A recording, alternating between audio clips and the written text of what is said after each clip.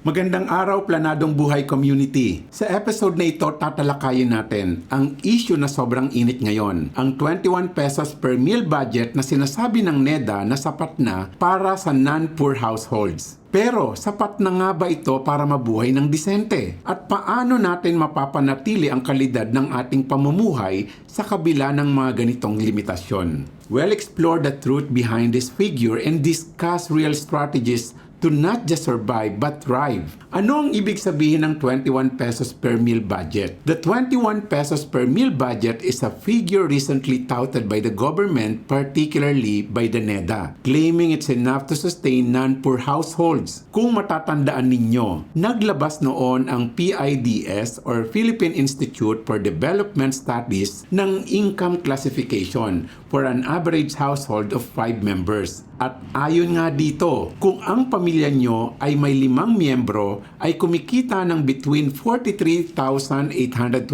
pesos hanggang 76,669 pesos, ay maituturing na kayo bilang isang middle class family. Hindi ko alam kung papaanong ang 50,000 ay magkakasya sa isang middle class family na nagbabayad ng mortgage, gumagastos ng panggasolina, nagpapaaral ng mga anak sa isang pribadong paaralan, at palagi ang kumakain sa mga fast food at fine dining restaurant. Kaya naman, may mga umalma sa pag-aaral na ito. Ngunit, kamakailan, matatandaan, nagsabi si NEDA Secretary Arsenio Balisacan na kung ikaw ay gumagastos kada isang meal ng hanggang 21 pesos, ay hindi ka maituturing na food poor. At umani ito ng mga mainit na diskusyon at batikos mula sa publiko. Ang hindi maintindihan ng karamihan, ang datos na ito ay parehas na datos na nilabas noon ng PIDS na ang mahirap daw ay yung pamilyang kumikita ng less than 9,520 pesos or 317 pesos per day na pag dinivide nyo sa 5, lumalabas ang mag-asawang may 3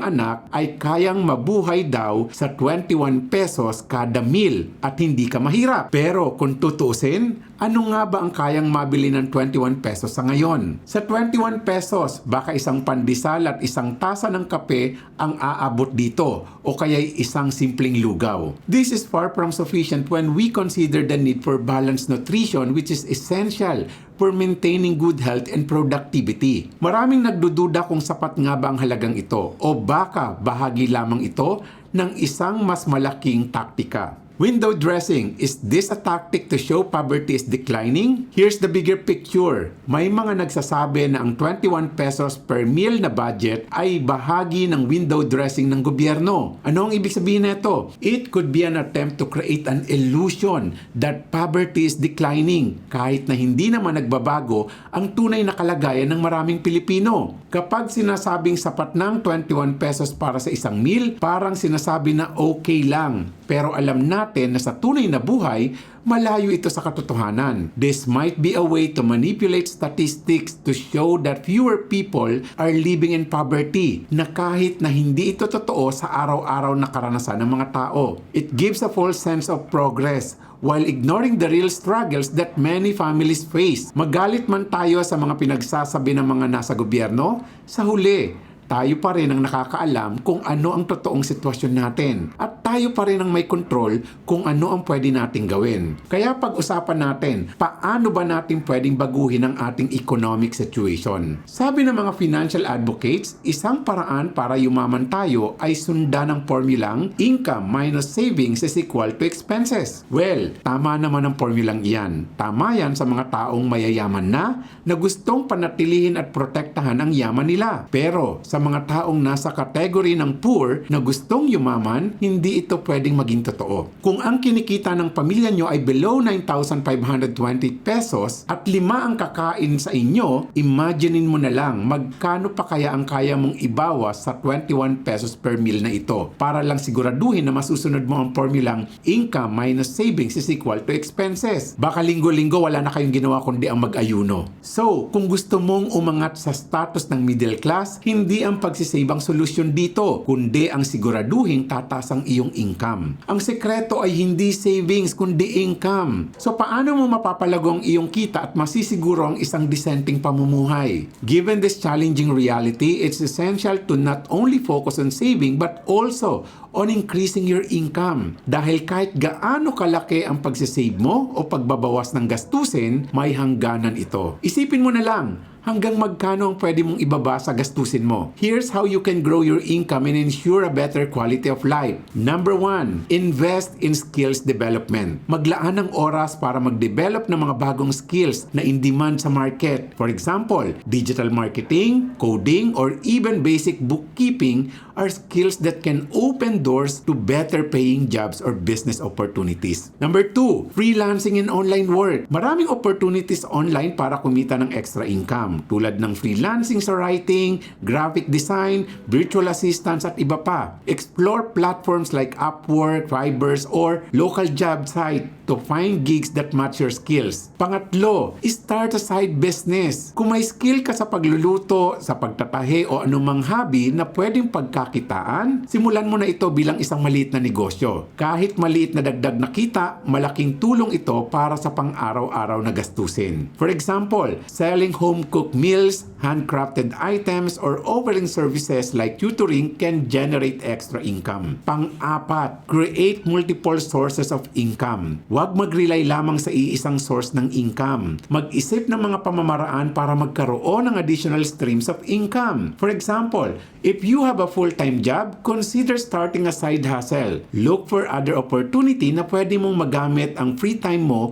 or even weekends and holidays. At yan ang reason kung bakit ang grupo naming Cardinal Boy Financials ay patuloy na lumalaki. Kasi may mga kasama kaming ang intensyon ay hindi lamang matuto about investing, savings, and personal growth, kundi gamitin ang oras at passion nila upang makatulong sa iba. And in the process, kumita ng additional bukod sa kinikita nila sa full-time job nila. So, kung sa tingin mo naghahanap ka ng paraan kung paano pwedeng gamitin ang oras mo at makatulong sa iba, tara, subukan mong sumama sa mission namin sa Cardinal Boy Financials. Diversifying your income sources helps ensure that you're not dependent on one income stream, which can be risky, especially in uncertain times. Tandaan, ano man ang sabihin sa atin ng gobyerno, sa huli, money doesn't lie. It's either you have it or not. It's either it's coming or not. At kung aaralin mo, ang diskarte ng bawat tao na nasa economic pyramid na ito, makikita mo na iba-iba ang diskarte nila. When the economy is bad, everyone in the pyramid got affected, but in a different ways. Pero ang mga taong nasa bottom, they don't even know if there's changes happening, where it is always bad for them every day. Pero mapapansin mo, ang mga taong nasa upper pyramid use lots of debt to make more money. They are leveraging. Pero ang higit na nakakalungkot, yung mga taong nasa lower rank, they always want to do it on their own. Kaya naman, kung ikaw gusto mong umasenso at pagod ka na sa ibaba, baka this time kailangan mo nang humingi ng tulong. Pero hindi tulong na ayuda, kundi kaalaman kung paano ang dapat gawin para makawala ka dyan sa ibaba. Monthly, binubuksan namin ang Cardinal Boy Financials upang magbigay kaalaman sa mga taong gustong magbago ang buhay. Baka this time, gusto mong sumilip man lang. If yes, register ka sa susunod na seminar or webinar na gagawin ko. Just go to www.cardinalboy.com/seminars. At minsan nga, kahit na maganda ang income mo, hindi ito guarantee na mananatili kang nasa taas ng pyramid. Dahil ang totoo, money is useless until you use it to create more of it. And when your income goes down, your fear goes up. At kung hindi mo ma-manage ang fear na ito, depression comes next. And if ikaw ay middle class ngayon and you're not growing your income, you will be the next poor man. Ang 21 pesos per meal budget ay isang malaking hamon para sa karamihan sa atin. At maaaring bahagi lamang ito ng isang pagtatangkang ipakita na bumubuti ang sitwasyon ng kahirapan sa bansa. Ngunit sa kabila ng ganitong mga issue, hindi natin kailangan magpatalo sa ganitong sitwasyon. Saving alone won't be enough. We need to be proactive in finding ways to grow our income